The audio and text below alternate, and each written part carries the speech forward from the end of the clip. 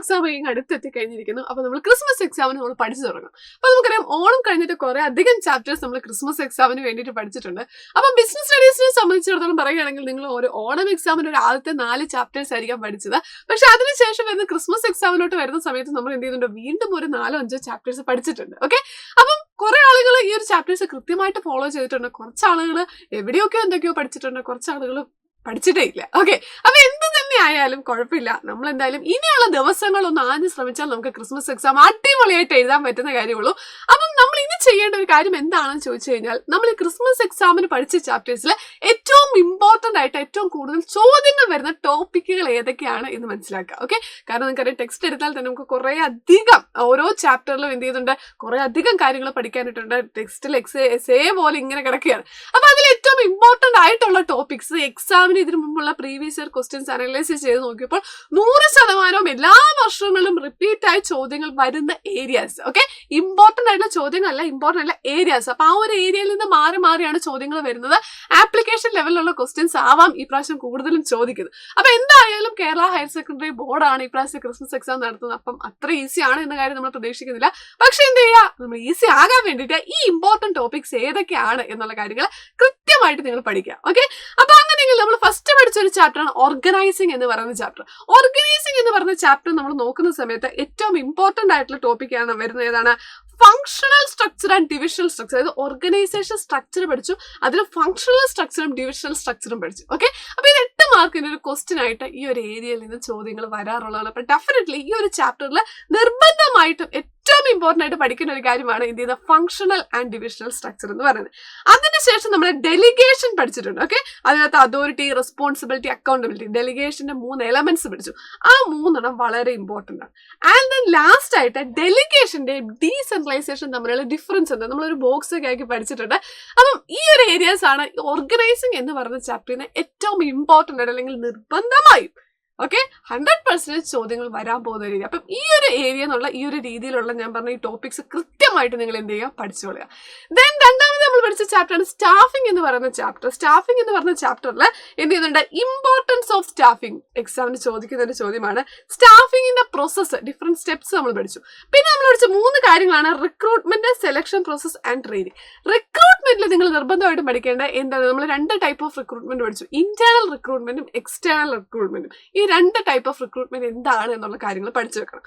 Selection process. Okay, selection പ്രോസസ്സിൽ നമ്മൾ വെച്ച് സെലക്ഷൻ ടെസ്റ്റുകളെ കുറിച്ച് പഠിച്ചു. അപ്പൊ 2 മാർക്ക് ക്വസ്റ്റ്യൻ ഒക്കെ പലതും എന്ത് ചെയ്യാറുണ്ട്, സെലക്ഷൻ ടെസ്റ്റുകളെ കുറിച്ച് എല്ലാ വർഷവും ചോദിച്ചു കാണാറുണ്ട്.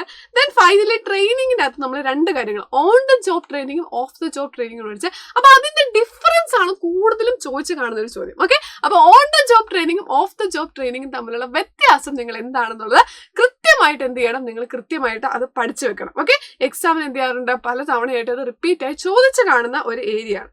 ഓക്കെ, ദെൻ നെക്സ്റ്റ് ചാപ്റ്റർ നോക്കുക, ഡയറക്ടിങ് എന്ന് പറയുന്ന ചാപ്റ്റർ.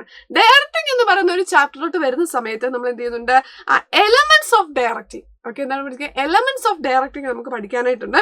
അപ്പൊ അതിൻ്റെ അകത്ത് നമ്മൾ നോക്കുമ്പോൾ സൂപ്പർവൈസറിന്റെ role. Okay, supervisor different elements പഠിച്ചതിൽ ഒന്നാമത്തെയാണ് സൂപ്പർവിഷൻ പഠിച്ചത്. അതിൽ റോൾ ഓഫ് സൂപ്പർവൈസർ അതാണ് കൂടുതലും ചോദിച്ചു കാണുന്നത്. മോട്ടിവേഷനിലോട്ട് വരുന്ന സമയത്ത് മാസ്ലോസ് ഹൈറാർക്കി തിയറി. ഓക്കെ, അത് നമ്മൾ പഠിച്ചിട്ടുണ്ട്. ആ ഒരു കൃത്യമായിട്ട് ഡയഗ്രം വരച്ചിട്ട് തന്നെ അതെന്താണ് ആ തിയറി എന്നുള്ളത് വളരെ സിമ്പിൾ ആണ്, പക്ഷെ ക്വസ്റ്റ്യൻ ചോദിക്കുന്ന ഒരു ഏരിയയാണ് മാസ്ലോസ് ഹൈറാർക്കി തിയറി. നെക്സ്റ്റ് ആണ് ലീഡർഷിപ്പ്. ലീഡർഷിപ്പിനകത്ത് വരുമ്പോൾ ഡിഫറെന്റ് ലീഡർഷിപ്പ് സ്റ്റൈലുണ്ട്. ഓട്ടോക്രാറ്റിക്, ഡെമോക്രാറ്റിക്, ലേസസ് വേറെ, അങ്ങനെ ഡിഫറെന്റ് ആയിട്ടുള്ള ലീഡർഷിപ്പ് സ്റ്റൈലുകളെ കുറിച്ച് നമുക്ക് പഠിക്കാനായിട്ടുണ്ട്. ഓക്കെ, അപ്പൊ ഡിഫറെന്റ് ആയിട്ടുള്ള ലീഡർഷിപ്പ് സ്റ്റൈലുകൾ ഏതൊക്കെയെന്നുള്ള കാര്യം പഠിച്ചു വെക്കുക. ലാസ്റ്റ് നമ്മൾ പഠിക്കുന്ന കമ്മ്യൂണിക്കേഷൻ. കമ്മ്യൂണിക്കേഷനിലോട്ട് വരുന്ന സമയത്ത് ഫോർമൽ കമ്മ്യൂണിക്കേഷനും ഇൻഫോർമൽ കമ്മ്യൂണിക്കേഷനും ഉണ്ട്. ഓക്കെ, അതിന്റെ മെറിറ്റ്സ് ആൻഡ് ഡീമെറിറ്റ്സ് ഉണ്ട്. ഓക്കെ, ആ മെറിറ്റ്സ് ആൻഡ് ഡീമെറിറ്റ്സ് എന്താണെന്നുള്ള കാര്യങ്ങളാണ് എന്ത് ചെയ്യുന്നത്, കമ്മ്യൂണിക്കേഷനുമായി ബന്ധപ്പെട്ട രീതിയിൽ നിങ്ങൾ പഠിക്കണം. ഓക്കെ, അപ്പൊ ഡയറക്ടിങ്ങിനകത്ത് 4 എലമെന്റ്സിനകത്തും ഓരോ എലമെന്റിലെയും ഏറ്റവും ഇമ്പോർട്ടന്റ് ആയിട്ടുള്ള ടോപ്പിക്കുകൾ ഏതൊക്കെയാണ് എന്നാണ് മിസ് പറഞ്ഞത്. കൃത്യമായിട്ട് പഠിക്കുക. Supervision, motivation, leadership, communication. അതിൽ ഓരോന്നും സ്പെസിഫൈ ചെയ്ത ടോപ്പിക്സ് നമ്മൾ പറഞ്ഞിട്ടുണ്ട്. ആ ഒരു ടോപ്പിക് ആയിരിക്കും ഏറ്റവും ഇമ്പോർട്ടന്റ്. ഓക്കെ, ദെൻ നെക്സ്റ്റ് നമുക്ക് നോക്കാം കൺട്രോളിംഗ്. കൺട്രോളിംഗ് എന്ന് പറയുന്ന ഒരു ചാപ്റ്റർ വളരെ ചെറിയ ഒരു ചാപ്റ്ററാണ്, ഒരുപാട് കാര്യങ്ങളൊന്നും പഠിക്കാനില്ല. അതിനകത്ത് നിങ്ങൾ മെയിൻ ആയിട്ട് പഠിക്കുന്ന പ്ലാനിങ്ങും കൺട്രോളിംഗ് തമ്മിലുള്ള റിലേഷൻഷിപ്പ് എന്താണ്, അത് വളരെ ഇമ്പോർട്ടന്റ് ആയിട്ട് ഒരു ടോപ്പിക്കാണ്. പിന്നെ കൺട്രോളിങ്ങിന്റെ പ്രോസസ്സും പിന്നെ ലിമിറ്റേഷൻസ് ഓഫ് കൺട്രോളിംഗ് ഒരു റിപ്പീറ്റ് ആയി ചോദിച്ച് കാണുന്ന ഒരു ഏരിയ, ഒരു 3-4 മാർക്കിനൊക്കെ റിപ്പീറ്റ് ആയി പല ക്വസ്റ്റ്യൻ പേപ്പറുകളിലും ആ ഒരു ചോദ്യം ചോദിച്ച് കാണുന്നുണ്ട്. അപ്പം അത് നിങ്ങൾ എന്ത് ചെയ്യുക, സ്ട്രെസ് ചെയ്ത് പഠിച്ചോളാം. ഇത് നിർബന്ധമായിട്ട് പഠിക്കുക, relation between controlling and planning. കാരണം 2 ചാപ്റ്ററിനെ കണക്ട് ചെയ്തിട്ട് ചോദിക്കുന്ന ചോദ്യം. അപ്പൊ അങ്ങനത്തെ ചോദ്യങ്ങൾ കൂടുതലായിട്ടും ചോദിച്ച് കാണുന്ന ഒരു സാധ്യതയുണ്ട്. അപ്പൊ അതുകൊണ്ട് അങ്ങനത്തെ ചോദ്യങ്ങൾ ഡെഫിനറ്റ്ലി നമുക്ക് എക്സാമിൽ പ്രതീക്ഷിക്കാം. പ്ലാനിങ്ങും കൺട്രോളിങ്ങും തമ്മിലുള്ള ആ ഒരു റിലേഷൻഷിപ്പ് എന്താണ് എന്നൊരു കാര്യം.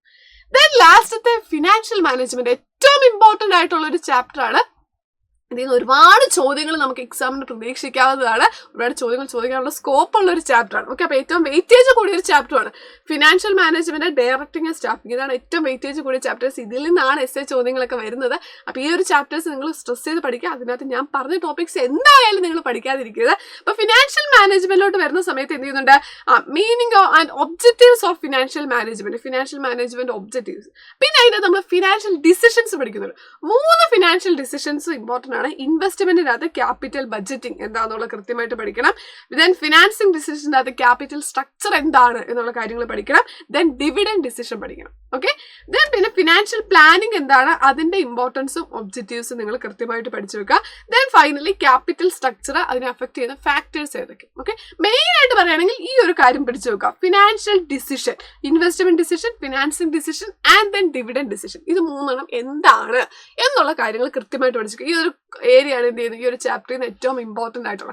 അതിൽ നിന്നൊരു ചോദ്യമില്ലാത്ത ചോദ്യപേപ്പർ എന്തായാലും നമുക്ക് കാണില്ല. അപ്പൊ ഫിനാൻഷ്യൽ ഡിസിഷൻസ് എന്തൊക്കെയാന്നുള്ള കാര്യങ്ങൾ കൃത്യമായിട്ട് നിങ്ങൾ എന്ത് ചെയ്യുക, പഠിച്ചു വെക്കുക. ഓക്കെ, അപ്പൊ ഇത്രയുമാണ് നമ്മൾ ഓണം എക്സാമിന് ശേഷം പഠിച്ച ചാപ്റ്റേഴ്സ്. ഓക്കെ, അപ്പൊ ആ ഒരു ചാപ്റ്ററിൽ നിന്നെല്ലാം വരുന്ന ഏറ്റവും ഇമ്പോർട്ടന്റ് ആയിട്ടുള്ള ചോദ്യങ്ങൾ അല്ലെങ്കിൽ ഏരിയാസ്. ഓക്കെ, ഈ ഒരു ക്വസ്റ്റ്യൻസ് പലതവണ ഇപ്പൊ പ്രീവിയസ് ഇയർ അതേ രീതിയിൽ തന്നെ ആവില്ല ചോദിക്കുന്നത്. കുറച്ചുകൂടെ ആപ്ലിക്കേഷൻ ലെവലും ട്രിക്കി ആയിട്ടൊക്കെ ആയിരിക്കും ചോദിക്കുന്നത്. പക്ഷെ ഈ ഒരു ഏരിയ, ഓക്കെ, ഈ ഒരു ഏരിയയിൽ നിന്ന് തന്നെയായിരിക്കും എന്തായാലും ചോദ്യങ്ങൾ വരാനായിട്ട് പോകുന്നത്. അപ്പൊ ഈ ഒരു ടോപ്പിക്സ് കൃത്യമായിട്ട് നിങ്ങൾ പഠിച്ചിട്ടുണ്ട് എന്നുണ്ടെങ്കിൽ ഡെഫിനറ്റ്ലി നിങ്ങൾക്ക് വളരെ നന്നായിട്ട് എക്സാമിൽ സ്കോർ ചെയ്യാനായിട്ട് സാധിക്കും. വളരെ ഈസി ആയിട്ട് മാർക്ക് സ്കോർ ചെയ്യാനായിട്ട് സാധിക്കും. അപ്പൊ കൃത്യമായിട്ട് ഈ ഒരു ഏരിയാസ് പഠിച്ചോളുക. ഇനി ഏതെങ്കിലും ഏരിയാസ് നിങ്ങൾക്ക് ക്ലാസ് വേണം, അല്ലെങ്കിൽ ഈ ഒരു ടോപ്പിക്കിന് എനിക്ക് വീഡിയോ കിട്ടിയാൽ കൊള്ളാം, അങ്ങനെയുള്ള ഏതെങ്കിലും ടോപ്പിക്കുകൾ നിങ്ങൾക്ക് വേണമെന്നുണ്ടെങ്കിൽ ഡെഫിനറ്റ്ലി നിങ്ങൾ താഴെ കമന്റ് ചെയ്യുക. നിങ്ങളെ ഹെൽപ്പ് ചെയ്യാൻ നമ്മളിവിടെ റെഡിയാണ്. ഓക്കെ, അപ്പൊ നമ്മൾ ആ വീഡിയോസ് നമ്മൾ ഡെഫിനറ്റ്ലി ആ ഒരു ടോപ്പിക്കുമായി ബന്ധപ്പെട്ട വീഡിയോസ് നമ്മളിവിടെ, ഈ ഒരു ചാപ്റ്റർ എനിക്ക് ബുദ്ധിമുട്ടാണ്, അതിൽ നിന്നുള്ള കുറച്ച് ചോദ്യങ്ങൾ എനിക്ക് വേണം എന്ന് നിങ്ങൾ പറയുകയാണെങ്കിൽ നമ്മൾ അങ്ങനത്തെ വീഡിയോസ് ഡെഫിനറ്റ്ലി പ്രൊവൈഡ് ചെയ്യും. അപ്പൊ നിങ്ങൾക്ക് ഡിഫിക്കൽട്ട് ആണ്, നിങ്ങൾക്ക് ഇന്നെ വേണം എന്ന് തോന്നുന്ന ഒരു ടോപ്പിക്കും ഏരിയാസ് ഡെഫിനറ്റ്ലി നിങ്ങൾ താഴെ കമന്റ് ചെയ്യുക. Okay, thank you.